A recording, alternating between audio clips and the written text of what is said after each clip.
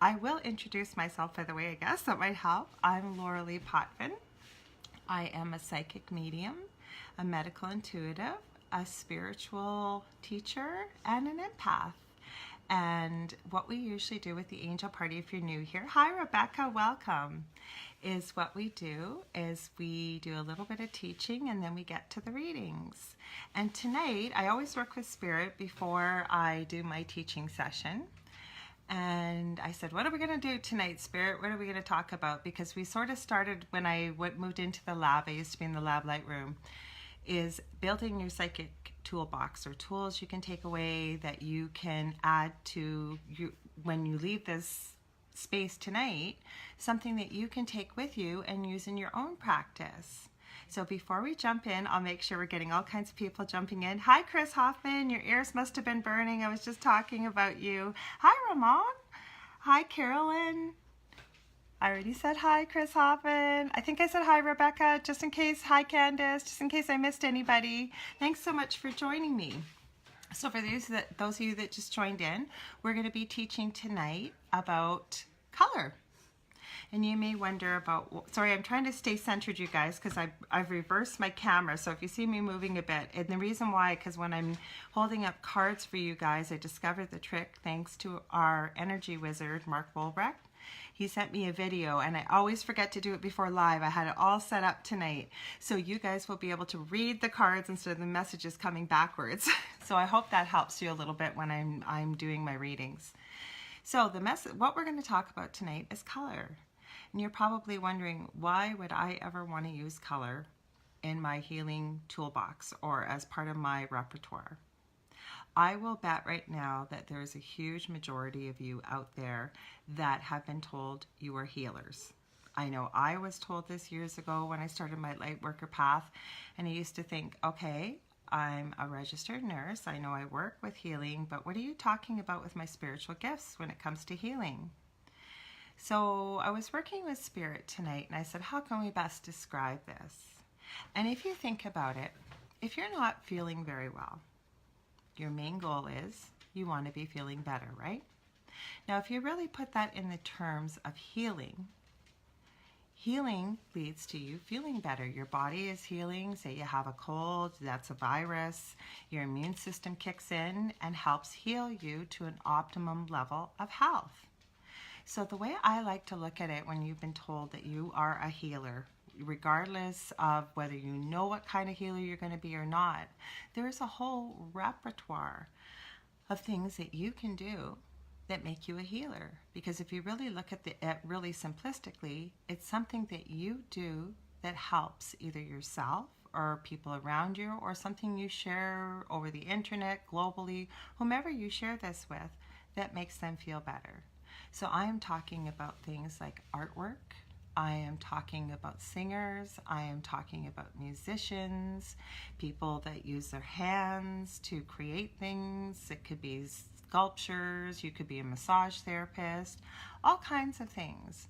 Now, the reason why color, I believe, is so important, and this is something that I actually learned with Amber Poole, one of her courses I had taken, but also it comes from this fantastic book. It's called The Secret Language of Your Body. And it's by Ina Segal. I have a couple of her decks we're probably going to use tonight.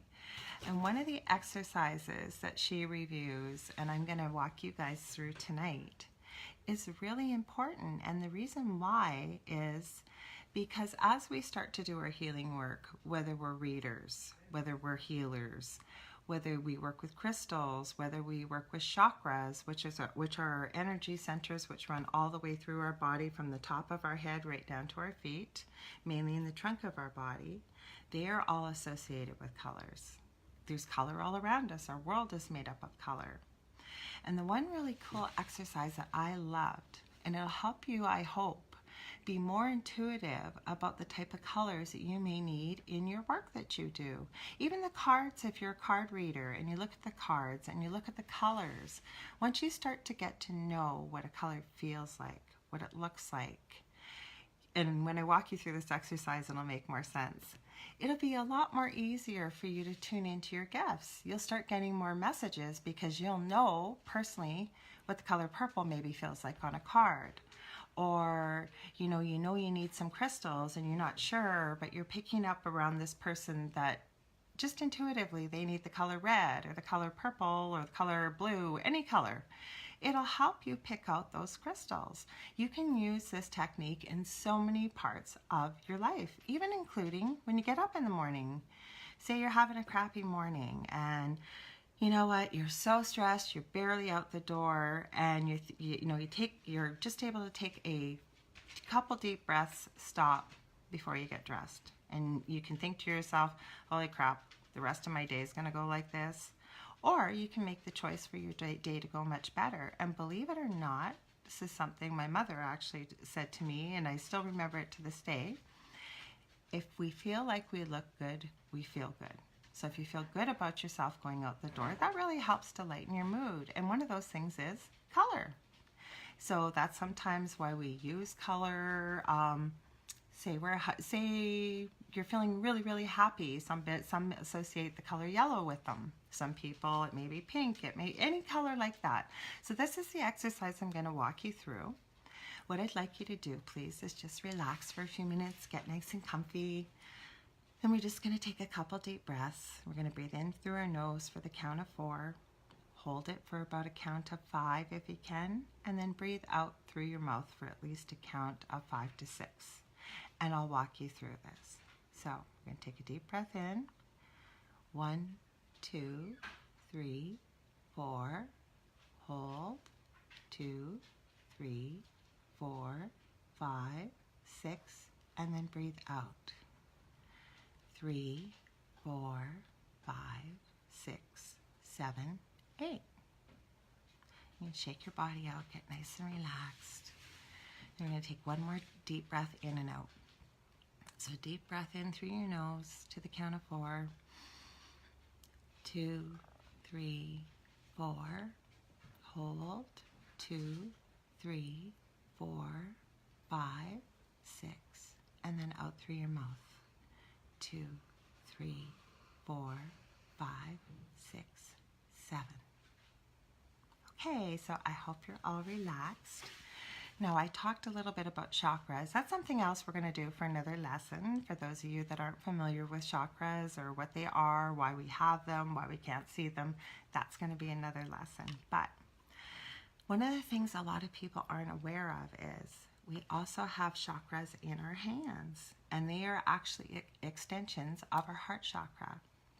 So what I would like you to do with me, please, is rub your hands together really well. Really, really, really, really well. Back and forth, back and forth. You may feel them really tingly. You may feel them starting to get hot. You can rub the tops if you want. Back and forth. And rub each finger, okay? Just quickly like this. We're building up we're actually activating the chakras in our hands, believe it or not, for this exercise. So one more time, rub really, really, really, really well together. So when you pull your hands apart, they should maybe feel tingly, warm. So now what I'm going to get you to do is I'm going to get you to close your eyes. So when you close your eyes, I want you to bring your hands together, not touching. Little bit of a space. If you have to look where they are, that's fine. Do you feel if you move them back and forth close, in and out without touching? In, you can hold there for a few seconds. You should start to feel either a temperature change. You might start to feel, not really sure what it is, but it doesn't quite feel like there's just air there. Okay? That's how this exercise starts. So what we're feeling is what energy feels like. This is an exercise you can practice. And don't worry if you don't feel anything right now. That's okay. This is something you can practice. So once we've kind of felt what this energy feels like, you can open your eyes, take your hands apart. I'm going to get you to rub them again because this is probably something that you've not really done before. So I really want you to be able to feel this. So once we've got that tingly feeling again, I'm going to get you to close your eyes. And I'm going to walk you through some colors. And as I do, I'm going to ask you some questions. And there is no right and wrong answer. I just want you to take note of, what does it feel like? Is it smooth? Is it shiny? Does it feel rough? Does it feel heavy? I've known people that have even noticed they could have a smell, could have any of your senses that might come into play.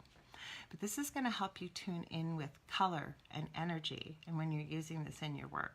So the first thing we're going to do is close our eyes. We're going to move our hands a little bit back and towards each other again. Hold them there. You can move them out. Move them back in until you start to feel something. And if you don't, that's okay. But we're going to imagine that this energy we're feeling is in a round ball. You can even move your fingers around it if you want without touching again. We're going to be holding this ball of energy. Now, I'm going to walk you through some colors. Imagine that ball of energy that you have. It's yellow. What does yellow feel like to you? Does it feel smooth? Does it feel rough? Does it feel light, happy, joyous, sad? Does it make you have any other emotions you might feel? Any smells? Anything like that? Just feel it for a few seconds. Take note of what comes to mind when you think of the yellow while you're moving your hands around this energy ball. Okay? Once we've done that, I'll give you a few minutes to take note. Yeah, it is. It is really tingly and warm, isn't it, Tanvi? I'm going to say hi to those of you that just joined in as soon as we're done this exercise. All right, so we're going to shake it all out. Shake it all out. We're done with the yellow. We're going to do that again. We're going to rub our hands together to activate those chakras. You don't have to do this all the time, but just because it's a new exercise and you're getting used to this feeling. Okay, and the reason why we close our eyes, too, I should remind you, is because that removes that sense. So then we've got to use our other senses. Because think about it, if you're thinking about yellow and you've got something yellow in your room and you can stare at it, we want you to use that, your mind. We want you to use your imagination and really what you're feeling. And again, those of you that are just joining us, there's no right or wrong answers. So again, we're going to move our hands together, move them out. Move them together but not touch. You're going to imagine that ball of energy again. Move your hands around it if you want. I want you to imagine what the color blue feels like. Is it smooth? How does it make you feel? What is it? Do you feel any weight to it? Does it feel rough? Does it feel scratchy? Does it make you feel calm? Does it make you feel sad? I want you to take note of it. I'm not going to go through the whole color spectrum. We'll go through a few. And then you guys are welcome to practice this exercise on your own, but go through the whole color spectrum. So let me see. Okay, so we're going to shake that one out again. Rub our hands one more time. Just quickly till you feel that heat build up and that tingling. Again, close your eyes. You're going to bring your hands together. Should start to already recognize the feel of what that energy ball feels like. So I'll give you two different colors. The next color I'm going to give you is red. What does red feel like? Any smell with it? Do you have any emotions with it? Does it make you feel happy? Does it make you feel maybe associate that color with anger or with fire? Does it feel rough? Does it feel smooth? Anything that you notice with your senses while you've got your eyes closed, take note of that. Now the last color we'll use. Okay, so we'll shake out our hands again. I'm going to rub them one more time together. Again, we're going to pull our hands apart, bring them together without touching again. So now on this attempt, it should feel pretty familiar that we're recognizing this ball of energy. And I'm going to give you the color green.